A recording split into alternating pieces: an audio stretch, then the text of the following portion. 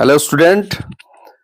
चलिए, तो आप लोग कैसे हैं? हम उम्मीद है काफी अच्छे होंगे, मस्त होंगे और ठंड में काफी बेहतर तरीका से आप लोग कंबल के अंदर जो है वो तैयारी कर रहे होंगे। तो चलिए, हम लोग आज बात करने वाले हैं बायोलॉजी के अंतर्गत जो 10th क्लास का बायो है, उसमें जितने भी अंतर वाले सवाल हैं जो हर बार मतलब कि आप देख सकते हैं क्वेश्चन बैंक में हर बार ये जो अंतर आज हम लोग देखने वाले, इसमें से एग्जाम में रहना निश्चित है। यानी हर बार एग्जाम में यहां से क्वेश्चन बनता है और बिल्कुल आसान होता है। एक बार आप देख लेंगे और बिल्कुल अगर इसमें से अंतर निश्चित रूप से आता है और बिल्कुल आपका क्वेश्चन छूटने वाला नहीं है।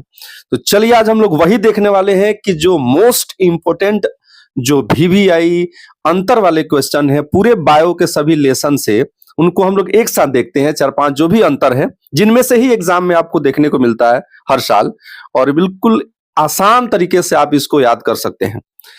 तो चलिए, आज हम लोग शुरू करते हैं। अगर चैनल पर नए हैं तो चैनल को सब्सक्राइब कर दें, क्योंकि मेरा यही टारगेट है, लक्ष्य है कि कहीं ना कहीं आप पढ़ रहे होंगे और जहां कहीं भी पढ़े होंगे, चाहे ऑफलाइन या ऑनलाइन, मेरा यही प्रयास है कि ज्यादा से ज्यादा क्वेश्चन जो एग्जाम के पॉइंट ऑफ व्यू से जो महत्वपूर्ण है वही आपको सामने लाया जाए और कम समय में आपकी बेहतर तैयारी हो सके। तो चलिए, यहाँ पे हम लोग देखते हैं। सबसे पहले एक क्वेश्चन हम लोग देखते हैं यहाँ पे, 100 पोषी पोषण।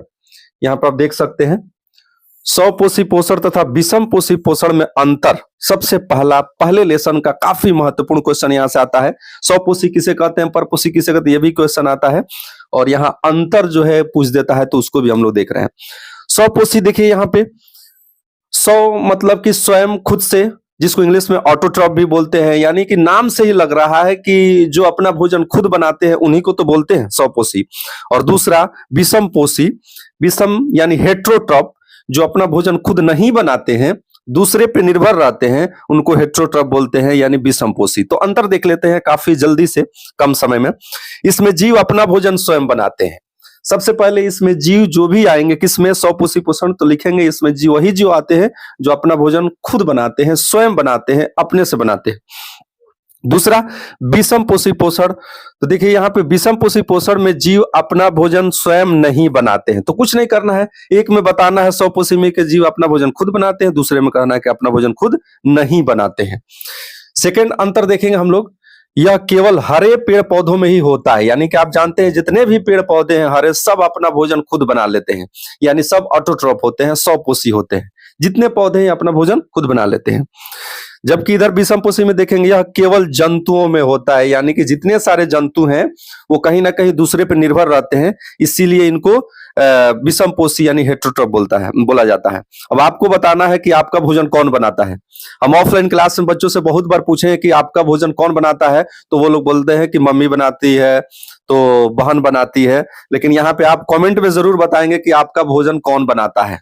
चलिए, तीसरा देखेंगे यहाँ पे, विषम 100 पोषी पोषण में भोजन बनाने के लिए सूर्य प्रकाश, कार्बन डाइऑक्साइड यानी कि CO2 जिसको हम लोग बोलते हैं, हरित लवक तथा जल की आवश्यकता होती है। देखिए काफी महत्वपूर्ण है, ये पूछ देता है शॉर्ट में कि भोजन बनने के लिए क्या क्या चाहिए, यानी पौधों को भोजन बनाने के लिए क्या क्या जरूरी है। तो देखिए सूर्य का प्रकाश चाहिए, कार्बन डाइऑक्साइड चाहिए यानी CO2 चाहिए, जल चाहिए, और सबसे पहले कि क्लोरोफिल चाहिए यानी कि हरा पौधा होता है जिसको हरित लवक बोलते हैं, ये जरूरी है भोजन बनने के लिए। ठीक, दूसरे तरफ देखेंगे विषम पोषी में कि विषम पोषी में जीव अपना भोजन हरे पेड़ पौधों और दूसरे जंतुओं से प्राप्त करते हैं।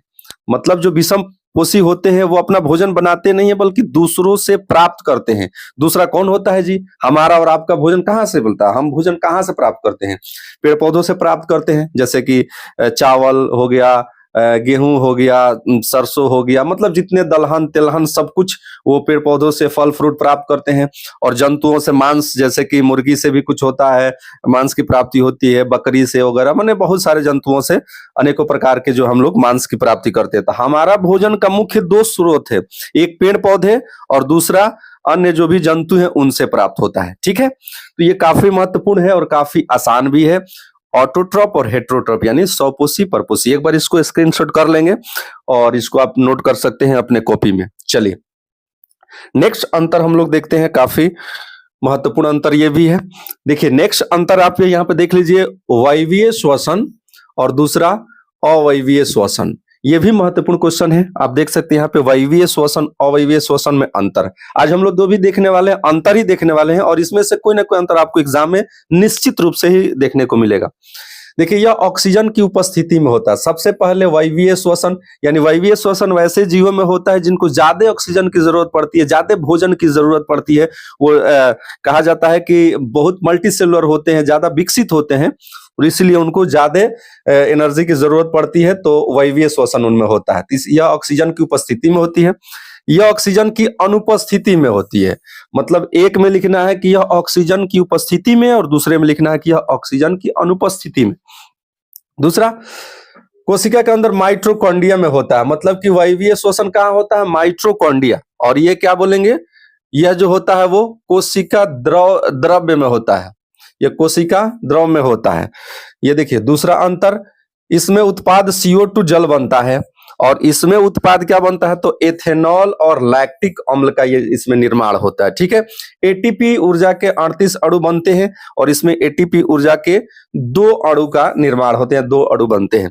इसमें अधिक मात्रा में ऊर्जा उत्पन्न होता है, यानी इसमें ऊर्जा की मात्रा अधिक होती है। यानी कि वायवीय श्वसन जिसमें भी होता है उनमें ऊर्जा का उत्पादन ज्यादा होता है, तुलना में अवायवीय श्वसन इनमें ऊर्जा की मात्रा का कम उत्पादन होता है। तो आप क्या करेंगे, इसमें काफी आसान तरीके से आप लिख सकें कि एक जो होता है वो ऑक्सीजन की उपस्थिति में और एक अनुपस्थिति में। देखिए काफी बेहतर तरीके से हम यहाँ पे कर दिए हैं, इसको भी आप स्क्रीनशॉट कर ले।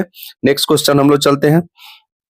ये देखिए अलैंगिक जनन और लैंगिक जनन काफी महत्वपूर्ण क्वेश्चन है, बार बार एग्जाम में पूछ देता है, चाहे 10th हो 12th हो, आगे भी आपको मिलता रहेगा। ये लैंगिक जनन अलैंगिक जनन में अंतर हम लोग देख रहे हैं। लैंगिक जनन यानी कि अलैंगिक जनन यानी कि एसेक्सुअल रिप्रोडक्शन, और लैंगिक जनन को इंग्लिश में बोलते हैं सेक्सुअल रिप्रोडक्शन। तो ये एसेक्सुअल और सेक्सुअल रिप्रोडक्शन के बारे में देखेंगे।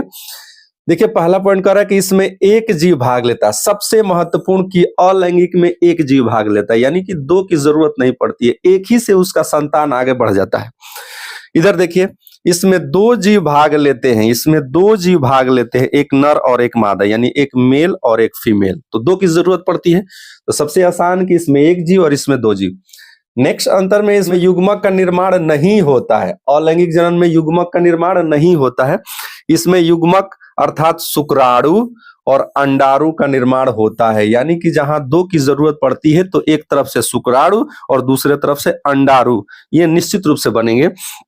और यहाँ युग्मक का निर्माण होता ही नहीं है, जरूरत ही नहीं है, क्योंकि एक ही से उसका अगला संतान बढ़ जाता है। ये देखेंगे अलैंगिक जनन से उत्पन्न संतान हूबहू अपने जनक, यहाँ पे लिखेंगे जनक, जनक के समान होते हैं, अपने जनक के समान होते हैं। यानी अलैंगिक से जो भी उत्पन्न होंगे वो बिल्कुल अपने जनक के समान होंगे, हूबहू, क्योंकि एक ही से उनका संतान उत्पन्न हो रहा है। चूंकि इसमें मिलावट नहीं हो रहा है, मिक्स नहीं हो रहा है, एक मेल फीमेल के मिलने से जो नया जीव उत्पन्न होता है उसमें दोनों का लक्षण आता है, दोनों का आता है, इसीलिए वो डिफरेंट हो जाता है। चूंकि एक से ही अगला संतान बढ़ेगा तो जैसा वो होगा वैसा उसका संतान होगा, तो इसीलिए कह रहा कि इसमें हूबहू जनक के समान होते हैं।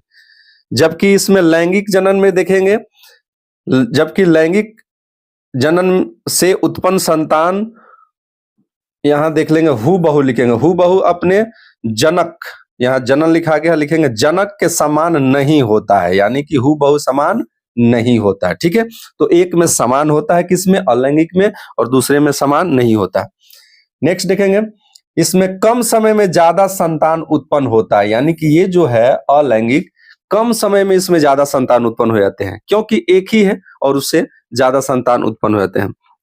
जबकि लैंगिक जनन में कम संतान उत्पन्न होते हैं। इसमें क्या होता है? लैंगिक जनन में कम संतान उत्पन्न होता है। ठीक है, अब देखिए पांचवा अंतर कह रहा है आपको कि इसमें उत्पन्न संतान को शिकारियों से बचने की संभावना कम होती है। चूंकि इसमें एक ही होता है तो कहीं ना कहीं प्रोटेक्शन कम होगा, जब 2 रहेंगे तो रखवाला बढ़ जाएगा, बचाव ज्यादा होगा, ये एक ही होता है।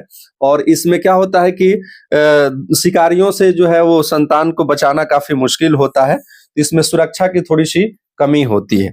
यहाँ लिखेंगे जबकि लैंगिक जनन से उत्पन्न संतान को बचाने की आवश्यकता अधिक होती है। नहीं, बचाने की आवश्यकता अधिक नहीं होती, बल्कि इसमें सुरक्षा ज्यादा होता है, यानी कि लैंगिक जनन से उत्पन्न संतान ज्यादा सुरक्षित होते हैं जब तुलना में अलैंगिक जनन से उत्पन्न संतान कम सुरक्षित होते हैं। ठीक है, तो आप अंतर देख लिए, काफी आसान है।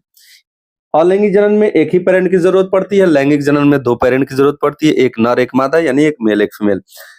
अलैंगिक जनन में उत्पन्न संतान अपने हूबहू माता के अपने पेरेंट्स के बिल्कुल आइडेंटिकल होते हैं, क्योंकि एक ही पेरेंट इसमें भाग लेते हैं, एक ही जनक से।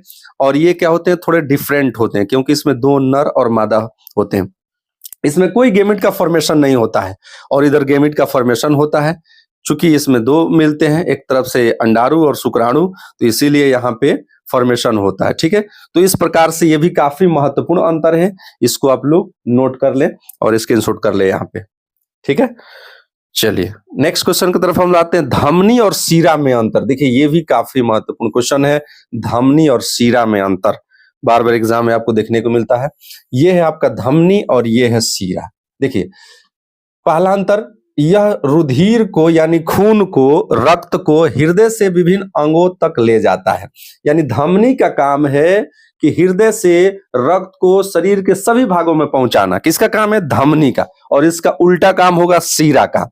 यह क्या करता है? तो रुधिर को सभी अंगों से जमा करके हृदय में लाता है। यानी धमनी का काम है कि हृदय से रुधिर को, ब्लड को शरीर के सभी भागों में पहुंचाना, और सीरा का काम है कि वापस रक्त को विभिन्न भागों से शरीर के वापस करके कहां लाना? तो हृदय के पास लाना। यानी इसका काम है वापस लाना और इसका काम है चारों तरफ भेजना। दूसरा अंतर, इसमें ऑक्सीजन युक्त रुधिर प्रवाहित होता है। यानी कि धमनी में जो रुधिर प्रवाहित होता है उसमें ऑक्सीजन मिला हुआ होता है, ऑक्सीजन उसमें मिल करके चारों तरफ प्रवाहित होता है। जबकि यहाँ पे सीरा में क्या होता है जी? तो सीरा में जो होता है वो पल्मोनरी सीरा को छोड़कर सभी सीराओं में कार्बन डाइऑक्साइड युक्त रुधिर का बहाव होता है। यानी कि अपवाद को छोड़ दिया जाए तो इसमें जो रुधिर का बहाव होता है वो कार्बन डाइऑक्साइड युक्त होता है। यानी वापस आएगा तो कार्बन डाइऑक्साइड रहेगा निश्चित रूप से। धमनियों की दीवारें मोटी लचीली होती है। ये धमनी की जो दीवारें होती है वो मोटी होती है और लचीली भी होती है। कैसी होती है? लचीली। ठीक है, जबकि धमनियों की भित्ति की अपेक्षा, यानी धमनी की अपेक्षा जो है वो सीरा की दीवार कैसी होती है? तो पतली होती है और कम लचीली होती है। तो आप डायरेक्ट लिखेंगे कि धमनी की दीवार मोटी और लचीली होती है, सीरा की दीवार पतली और कम लचीली होती है। तो ये काफी बेसिक हम कम अंतर दिए हुए हैं, काफी आसान है। एक में शुद्ध रक्त प्रवाहित होता है, दूसरे में अशुद्ध रक्त प्रवाहित होता है। एक में जो है वो ऑक्सीजन की कहा जाता है कि ऑक्सीजन युक्त होता है, और एक में ऑक्सीजन युक्त नहीं होता है, कार्बन डाइऑक्साइड होता है। ठीक है, यह क्या करता है धमनी? तो इससे जो है वो हृदय से शरीर के विभिन्न भागों में रक्त पहुंचाता है, और सीरा क्या करता है? तो विभिन्न भागों से शरीर के वापस हृदय में रक्त लाता है। चलिए नेक्स्ट अंतर की तरफ हम लोग चलते हैं। जाइलम और फ्लोएम काफी महत्वपूर्ण, जाइलम और फ्लोएम में अंतर देखेंगे। ये देखिए जाइलम और फ्लोएम में अंतर। ठीक है, ये जाइलम और फ्लोएम में अंतर, नाम से लग रहा है जाइलम, ज पहले ही आपको लग रहा है कि भाई ये ज है। ज से जल भी होता है। क्या होता है? जल। ठीक है, तो देखिए निश्चित रूप से एक चीज आप दिमाग में रख ले, क्योंकि यहां से ऑब्जेक्टिव भी बन जाता है, बार बार पूछ देता है कि इनमें किससे जो है वो जल का प्रवाह होता है? तो जाइलम के द्वारा। ज से जाइलम, ज से जल। तो देखिए इसमें हम लोग ध्यान में रखेंगे। देखिए अंतर पहले देख लेते हैं। इसकी कोशिकाएं मृत होती है। सबसे पहले कि जाइलम की कोशिकाएं कैसी होती है? तो मृत होती है। देखिए इसमें फ्लोएम की कोशिकाएं कैसी होती है? तो जीवित होती हैं। फ्लोएम की कोशिकाएं जीवित होती हैं। दूसरा, यह जल, यही हम बताने वाले थे यहाँ पे, ये जल एवं घुलित खनिज लवणों का स्थानांतरण करता है। मतलब कि यह जल का स्थानांतरण करता है, इसीलिए इसको याद रखना है। यहां से ऑब्जेक्टिव बार बार बनता है कि जाइलम के द्वारा जल का स्थानांतरण किया जाता है। नाम से लग रहा है जाइलम, ज से जल, है ना। और ये क्या करता है फ्लोएम? तो खाद्य पदार्थों का स्थानांतरण करता है, यानी कि खाद्य पदार्थ। ठीक है, खाद्य पदार्थ यानी जब भोजन बन जाता है तो उसका सभी भागों में पहुंचाता है। इसमें जल एवं घुलित लवणों का बहाव ऊपर की तरफ होता है। यानी डायरेक्ट लिख देंगे कि जाइलम में बहाव कहाँ होता है? तो ऊपर की तरफ, जाइलम में। ठीक है, ऊपर की तरफ होता है जाइलम में। और फ्लोएम में क्या होता है जी? तो इसमें खाद्य पदार्थों का बहाव जो है ऊपर एवं नीचे दोनों तरफ होता है। ठीक है, चूंकि जाइलम में जो है वो बहाव ऊपर की तरफ होता है, क्योंकि यह जड़ से खनिज लवण जल को जाइलम जो है पहुंचाता है कहाँ, पत्तों तक, लेकर के ऊपर तक जाता है। और जब पत्ता भोजन बना देता है तो उस बने हुए भोजन को पौधे के सभी भागों की जरूरत पड़ती है, चाहे वो नीचे जड़ हो और चाहे ऊपर पत्ता हो या पूरे ब्रांच कहीं भी हो, भोजन की जरूरत तो पूरे पौधे की है। तो जब भोजन पत्ते के द्वारा बना दिया जाता है तो बने हुए भोजन को यह क्या करता है, फ्लोएम सभी भागों में पहुंचाता है। इसीलिए यहाँ पे इस पॉइंट को यहाँ पे आता है कि इसमें जो है बहाव ऊपर और नीचे दोनों तरफ होता है। तो फ्लोएम में बहाव ऊपर नीचे दोनों तरफ होता है, यानी सभी दिशाओं में होता है, जबकि जाइलम में बहाव ऊपर की तरफ होता है, नीचे से जल और खनिज लवण की बहाव ऊपर की तरफ होता है। ठीक है, और इसमें सभी, तो काफी आसान था। आई होप, मुझे उम्मीद है कि बिल्कुल ये वीडियो आपको पसंद आया होगा और आप इसको नोट भी कर लेते हैं, यहाँ पे स्क्रीनशॉट कर लें और लिख लें। काफी आसान है, जो भी अंतर हमने बताया काफी जल्दबाजी के साथ, चूंकि अभी एग्जाम का समय, इसीलिए ज्यादा समय लेने की जरूरत नहीं है, नहीं तो और डिटेल में हम लोग बात करते, लेकिन आपको कम समय में मैंने ये अंतर करा दिया। हमें उम्मीद है कि ये वीडियो आपको पसंद आया होगा और यहाँ से आप बिल्कुल क्लियर कर लेंगे अपना कंसेप्ट। ठीक है, मिलते हैं नेक्स्ट वीडियो के साथ, तब तक इसको आप अपने जो है बिल्कुल, अगर नए हैं तो चैनल को सब्सक्राइब करें और अपने दोस्तों में शेयर करें। इस तरह के वीडियो हम लाते रहेंगे आपके लिए, और कहीं कोई दिक्कत हो, कुछ अगर कमी हो तो उसको कमेंट में जरूर बताएंगे। धन्यवाद।